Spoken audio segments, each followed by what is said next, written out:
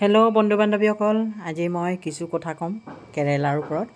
কেৰেলা হৈছে আমাৰ দেহৰ কাৰণে বিৰাট ভাল আৰু চুগাৰ প্ৰেছাৰ আমাৰ দেহৰ কাৰণে বিৰাট ভাল কেৰেলা। কিন্তু ইয়াৰ লগত কি কি খাব নালাগে ইয়াৰ বিষয়ে ক'ব লৈছোঁ। ইয়াৰ লগত 1 নম্বৰ হৈছে ভেন্দি খাব নালাগে। যদি ভেন্দি ইয়াৰ লগত খায় আমাৰ বহুত সমস্যা হ'ব পাৰে। মুখত আমাৰ ক'লা দাগ হ'ব পাৰে, লগতে যিটো আমাৰ গাত বগা বেমাৰ হয় সেইটো হ'ব পাৰে। এইটো কাৰণে কেতিয়াও নাখাব আপোনালোকে। লগতে মূলাৰ লগত কেতিয়াও খাব নালাগে কেৰেলা। মূলাৰ লগত খালে আমাৰ উশাহ নিশাহত অলপ প্ৰব্লেম হ'ব পাৰে। উশাহ নিশাহ লওঁতে অকণমান সমস্যা হ'ব পাৰে। এইটো কাৰণে মূলাৰ লগত কেতিয়াও খাব নালাগে। লগতে আমি আম লগত কেতিয়াও খাব নালাগে কেৰেলা। আম লগত খালে আমাৰ পেটৰ সমস্যা হ'ব পাৰে। লগতে গাখীৰৰ লগতো কেতিয়াও আমাৰ খাব নালাগে কেৰেলা।